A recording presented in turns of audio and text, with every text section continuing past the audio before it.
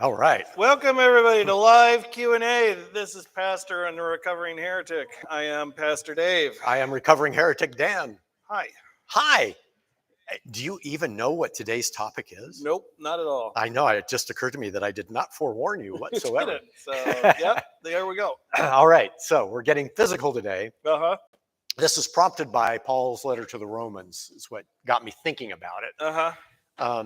In that, there does seem to be enough gray area on how we should view our bodies in the Bible that we get conflicting practices from different denominations, right? You have that stereotypical Puritan attitude and, religious mendicant monks that the body is inherently evil and anything that is the result of a physical urge is inherently bad, whether it's hunger for particular foods or carnal pleasure. I mean, anything with the body is bad. And then you have the other attitude, which you have pointed out before, of the body is a critical part of this like tripartite thing that we are as humans. Yeah. And, if it's made in the image of God, then it must be good. So we've got this broad spectrum, and everybody claims their view is biblically based. So let's start. It's a broad area to tinker with. So where is a good starting point? Let's start with Paul. There are several times where it seems like Paul just hates his body. Yeah. And he just reflects that on everybody else. And I don't know if it's a hate of his body or if he's got like no willpower. So he submits to physical pleasures and then regrets it. Where does Paul's attitude come from? And is it really as bad as people interpret it, or is it more metaphor? Well, it's easiest to start here. There are two different words that Paul is using for body. The first is sarx, which is like flesh. It's usually how it's translated. Okay. And the other one is soma, which is body, so somatic, sarx is almost always used flesh is almost always used in a negative way. Soma is often used more positively, so not all the time, but often, so part of it just comes down to which way is Paul talking, which word is Paul using, right? Okay. So he used flesh at the beginning of our Romans reading. So he means it negatively in that regards, right? There's all that flesh comes with all fleshly desires, but he's very insistent on, that we are bodily raised from the dead, right? And that alone seems to be a little bit of a contradiction, right? If being bodily raised from the dead is supposed to be a good thing we're striving for, then why would the body be inherently bad? Well, it's not inherently bad. He never says that. Okay. It's not inherently bad, but so Paul will use flesh to describe all the fleshly desires that we often do have, but it's not inherently bad. It was created by God. Nothing created by God is inherently bad. So where do you make the judgment call? Well, I mean, first, the simplest one is there a commandment? So right, like, there's a whole commandment about adultery, which is a carnal. It takes many forms, but one way takes it as a fleshly, carnal way. So don't violate commandments. That's bad. So don't pull a David. Yeah, don't pull a David. That's bad. I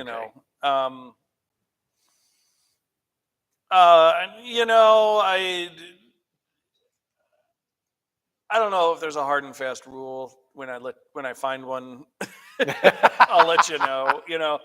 Monks aren't saying.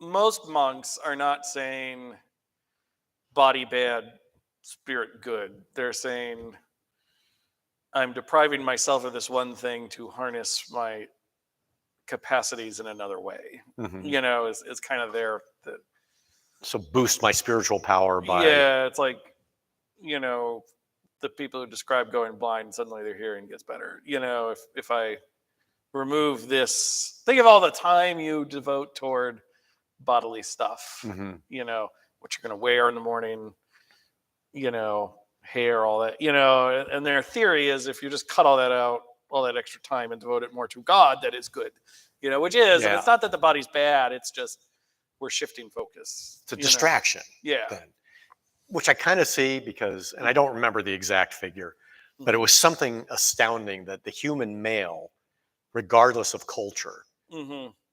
can't go more than, I don't know, something like 70 seconds without having at least a fleeting thought of sex. Right. And so if you just think of all that brain power energy there, and if you devote it to God, it's better spent. Yeah. Is kind of their attitude.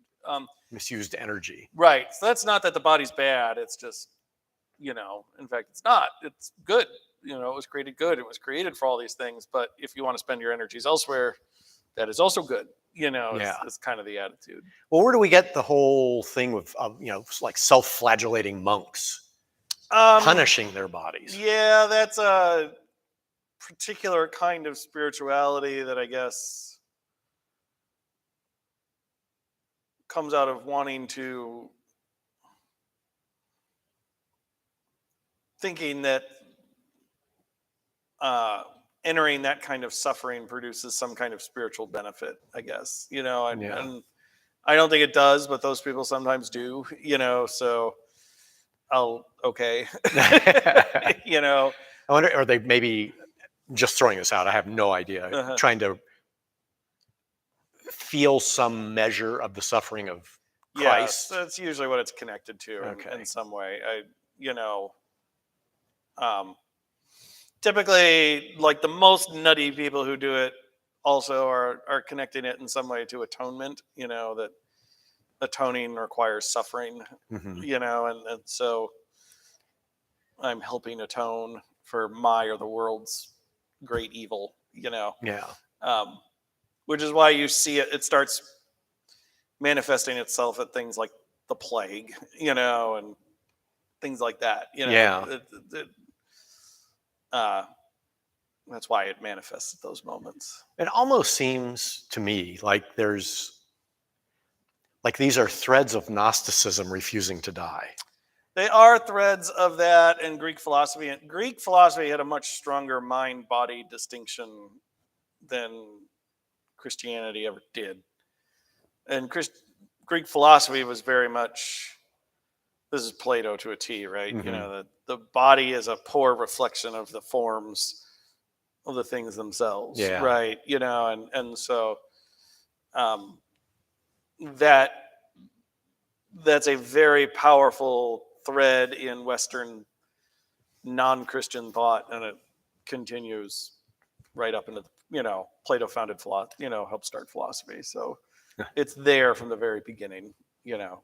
And it just, I mean, did that import into the Abrahamic line through Yeah, like I Alexander? mean, well, you can't get around the fact that Paul is both Greek and Jew. You know, like he's a Roman citizen, he's a diaspora Jew, Hmm. right? You know, so that kind of thought, he writes in Greek. He's, you know, that kind of thought underlies something in there, you know.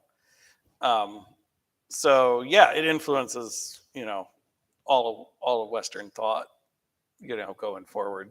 Did any of the other apostles address this in any of the writings that we have? Oh, I don't know. I'd have to go back. I'd have to see where sarks and flesh are used. My Yeah. instinct would be yes. You know, it's probably in the other letters also. You know, but and Jesus even talks about do not fear him who can kill the body, but fear him that can kill the soul. You Hmm. know, right? Like it's not that the distinction doesn't exist; it's that is one evil or not. You know, and the kind of Christian answer has always been, well, they're not evil. You know, it's kind of what you do with them, right? Yeah. Like, Well, and let's get into that because there mhm, is this whole, and it has affected American culture, mhm, particularly the stereotype of the way things were in the 50s, mhm, of that real, almost Victorian attitude about the body, about sex in particular. And we still, in the US in particular, we still have so many hangups about human sex, Yeah. even with married couples. You know, I mean, there's the whole adage, there's only certain ways you're allowed to enjoy each other. Yeah. How, and it's supposed to be biblically based. Again, supposedly it's, you know, this is my Christian religion being reflected in the bedroom. Right. How did we get to that? You know, and why particularly in America, when Christians throughout the rest of the world seem to be a lot looser, a lot, you know, with that concept? Yeah. Why are we so hung up on that? Well, because we were founded by the Puritans and France wasn't. It's kind of the short answer is the Puritans founded this country, you know, or helped start, you know, one of two people groups that founded this country. Yeah. You know, and had outsized influence, obviously. right. You know, I mean, that's kind of the short answer, you know. I guess, yeah, there's a certain kind of, I guess you want to call it bourgeois value, you know, normal value, that normative practice that becomes very important in America that is probably not in other places in the world, you know, for good and for ill, you know, and in some ways I think we could be good to take a little more European attitudes, for example. In other ways, I think we need to conquer the Europeans and impose our will. You know, I mean, it kind of depends on like what we're talking about, right? Okay. You know, they must be cleansed, you know. It depends on what issue we're talking about, right? You know, and so the Bible's biggest hangups around sex are well, St. Paul's literal advice is, it's funny, he describes marriages for those who cannot control their sinful desires, you know. Yeah. Paul's kind of thought about it is that Jesus is coming back and this will distract you, but if you must, here you go. You know, seems to be Paul's attitude. Bible overall's biggest issues are on faithfulness, you know, that that in our relationships to each other, we are to be faithful to each other, you know, and the Bible's other big issue are power dynamics, you know, that, and so the Bible's constant kind of advice is mutual submission, you know, because it wants this world of the removal of the power dynamics within the relationship, you know. So no one person is dominant over the other. Everything is. Yeah, in a world where Greek and Roman sexuality was all about domination, you know, and so the Bible's kind of countercultural message is submission, you know. The Greek question was always, and the Roman question was, are you the dominant partner or not? You know, and the Christian message is submission to each other, mutual submission. So more of an equality aspect. I would say so. Yeah. Somebody will probably watching this will ask about what about the things that say male headship and stuff like that, and I'm just going to tell those people go away. You know, I don't agree with you. You know, you're not going to get what you want out of this video. Okay. But why? Why would you say go away? Why are they? I don't think that you feel strongly, or it's seminary teaching, or. Oh, I just think those people who would argue strongly for like the kind of what's sometimes called the complementarian view, you know, that men have this role and women have another, and they're not equal, they're different, and they're supposed to complement each other, you know. I just disagree, but we just read the Bible so fundamentally differently. There's almost no dialogue that can happen on those positions, you know. And so I guess I would just say, sorry, I'm not a complementarian. I'm what's called an egalitarian. I think Scripture counsels this fundamental equality in relationships.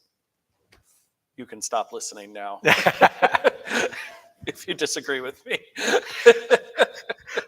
I will almost let that happen, but not quite, Uh-huh. because Susan makes a comment that Uh-huh. she points out that so many people use that to I know. oppress women. I know they do, and it's wrong. Well, I mean, uh, let's use wives submit to your husband, Ephesians 5, right? You Okay. know, we read this passage sometimes gets read at weddings, and I cringe every time. You know, but the passage that starts with wives submit to your husbands literally begins. It actually begins with submit to one another.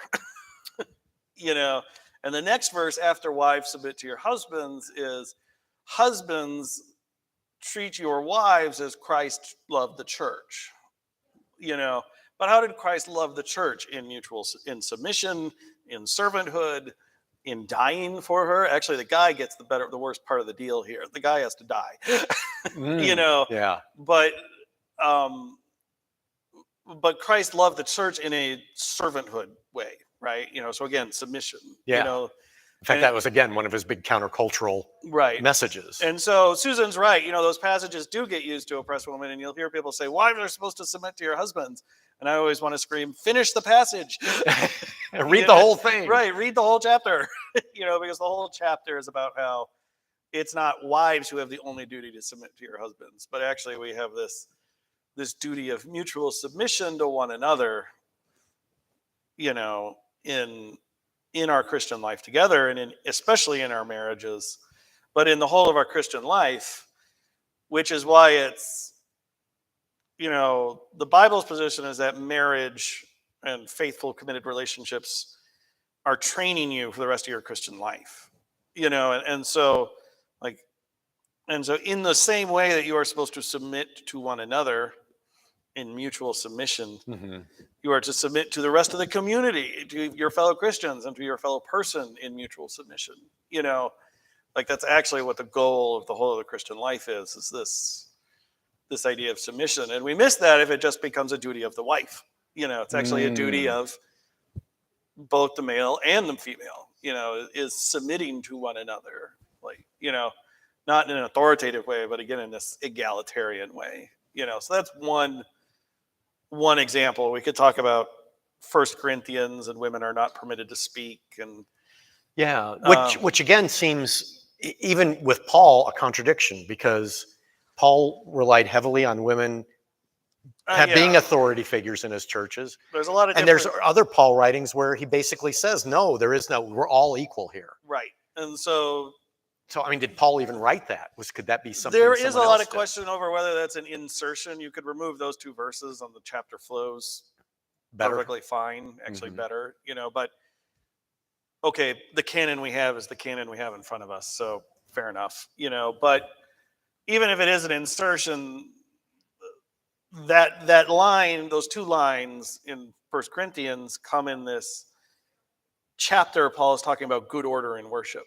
You know, he's actually talking about how Corinthian worship has gotten super chaotic, you know, and so he's laying down in that chapter all these rules for Corinth to get their worship back in order, you know, and so they got to get their act together. Yeah, and so that's a rule for Corinth. It's not a universal, you know, prohibition. It's a rule for Corinth that Paul felt the need to put in place, you know, in order to allow worship to function smoothly, you know, at Corinth, right? Like, it'd be like, I have a general rule that for various reasons, we don't do funeral services in the chapel anymore, you know, and when I have that rule because, you know, the chapel doesn't have sound, doesn't have media, right? Like, it's just not set up for a funeral, like in, you know, the way this space is, you know. But it's like somebody taking that rule 2,000 years later and then going, aha, we are never permitted to worship in a chapel ever. You know, and it's like, well, no, that was a rule for resurrection. I don't even have a problem if people want to do funerals in other chapels, you know. I would do funerals in other chapels, but just our chapel isn't set for it anymore. Does that make sense? Yeah. You know, and so basically people lose context you lose context and you forget that sometimes Paul is writing to his congregations, To very specific people in specific instances. right, in specific contexts, and not these rules for all time and space, and so if you read the rest of again, context matters. If you read the rest of the context of that passage, it's about good order in worship, and so Paul is laying down a rule for Corinth that he feels needs to be instituted, in order to help the Corinthians get back to normal order. So let's take that further. yeah. And we've mainly been talking about mainstream stuff. And we've seen in this country rollbacks on LGBTQ rights. Yeah. And again, a lot of the basis for that argument has been claimed to be biblically based. How does that contextuality still apply in LGBTQ arenas? Because when I look at Bible history, I see homophobia as misinterpreted Bible passaging. Yeah. I would say so. There's going to be a lot of people who disagree with me. You can stop listening.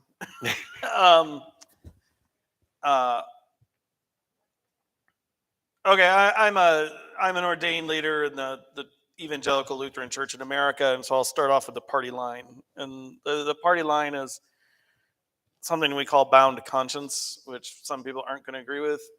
I hear you also. Different camp would agree with that. I hear you.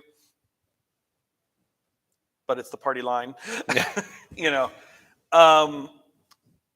And bound conscience is, I don't actually have the authority to tell you what you read in the Word of God, right? This is a basic Lutheran premise, actually, right? Like if your conscience hears something in the Word of God, and I don't actually have I am not the magisterium in the Catholic Church, right? You don't have to submit to my authority that way, and I'm bound to respect that. That's why, and so we call that bound conscience. So basically, you're free to disagree with me, and we can still be church, and you're free to disagree with me. Official line. Okay. That said, I do think that same context applies to the 7 passages we talk about in Scripture that talk about what we think are talking about homosexuality. I would say are not talking about it in the same way that we are today. Is basically would be my argument.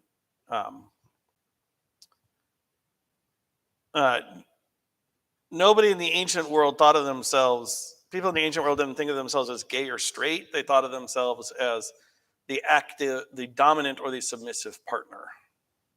Right. Regardless of gender. Regardless of kind of gender, right? And it was considered normal and healthy sexuality for a male to be the dominant partner, right? Whether it was with another male or a female. Well, right. So normally this is man as a dominant partner over the woman. That's the way it's supposed to be. Okay, right? But yes, it was also considered perfectly normal for a male to be the dominant partner over another male, and it was considered fine and normal if you were the one in the dominant position. It was bad if you were in the submissive position as a male, in male or female relationships. But it was bad, but it was perfectly normal if you were. It was perfectly normal to be a male in the dominant position, right?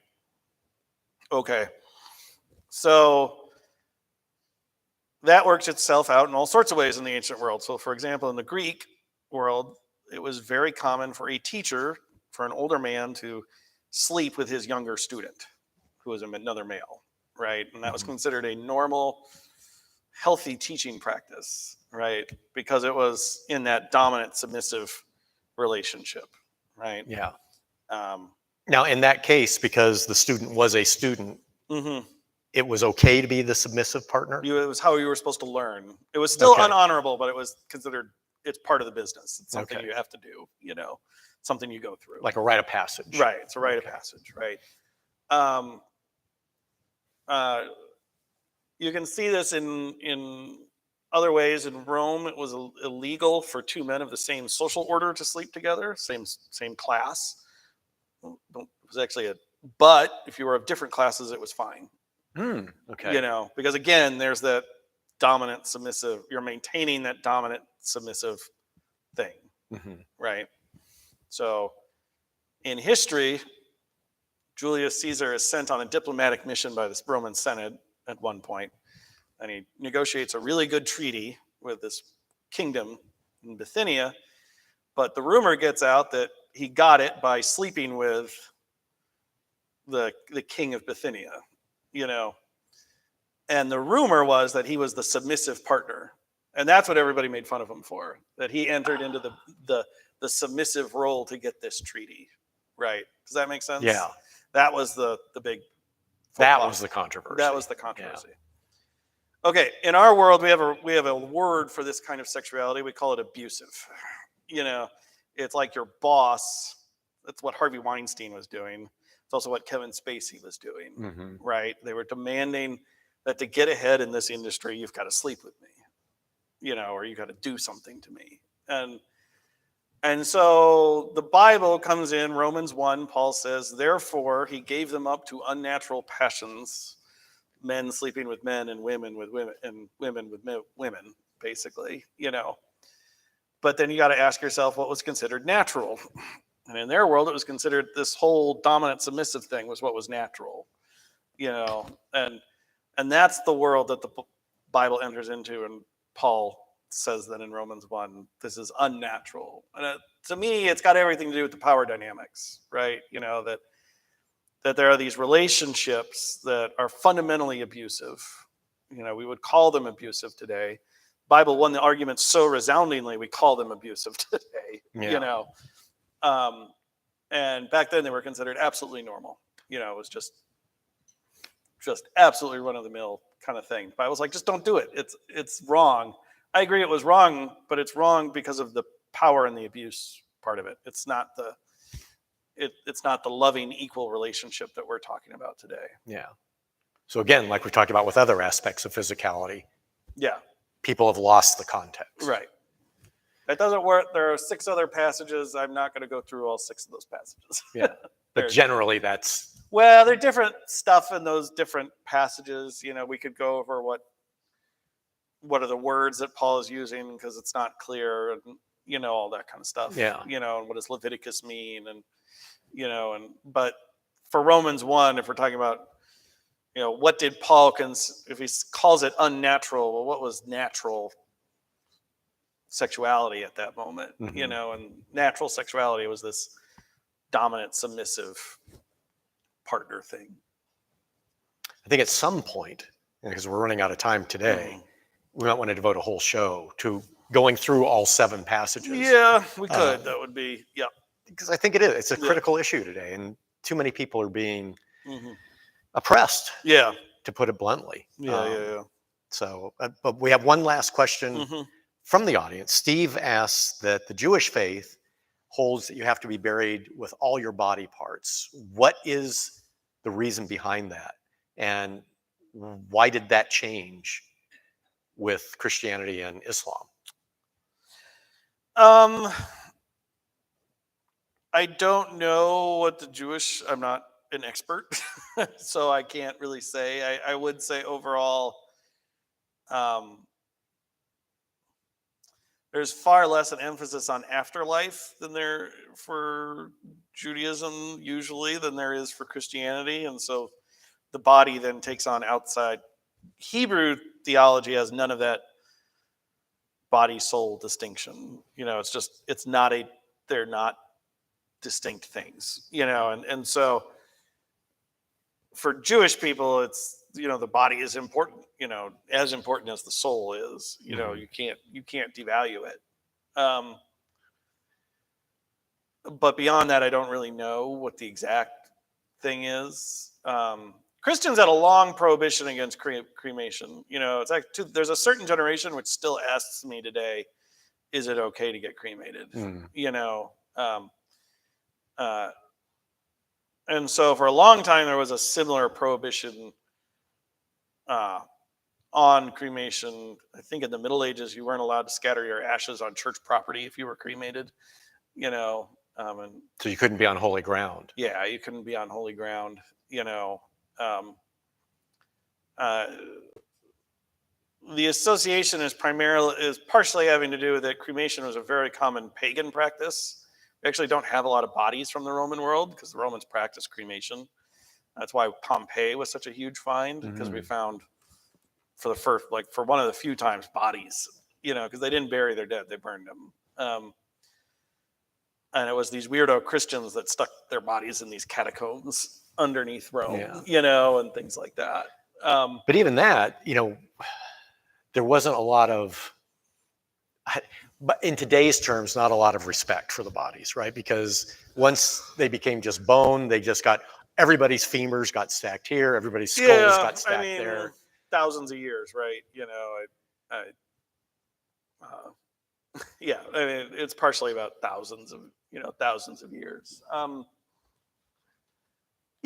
So I think for Christians, and we do have a sense of there is a heaven, so we balance it out.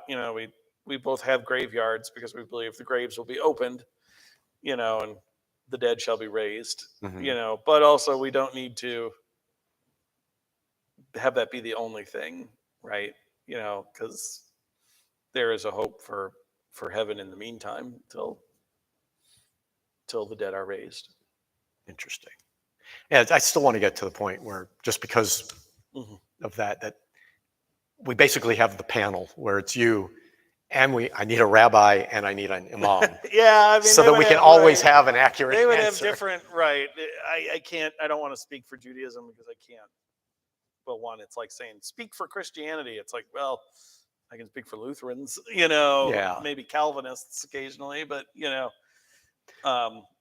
all of Christianity is a tough task, and all of Judaism is a tough task. And, so an Orthodox rabbi would probably have a different answer than a Reformed rabbi would. At some point, we've got to get an interfaith council then that we can have and consult. Well, that's cool. Thank you. Yep. Lots more to explore. And I'm sure we'll circle back to this topic again in multiple forms. But it's just the reading today just brought all that up for me. If you're interested in further in the discussion of how do you deal with those 7 passages in Scripture about sexuality, there's a wonderful book called God and the Gay Christian by Matthew Vines that I highly recommend, and he kind of works systematically through all those passages. Cool. So yeah, hopefully at some point maybe we'll get a link for that in the description. God and the Gay Christian. It's a good book. All right, Matthew Vines. Yep. Okay, cool. Well, thanks. Yep. And I think we're back again next week. I think we've got a while before anything's going to interrupt us. Yes, we do have a while. All right. Yep. Keep the questions coming, and we'll have a grand week, everybody. Yep.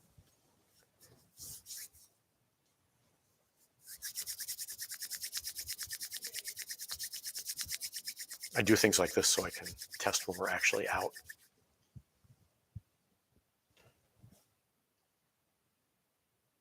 And cut.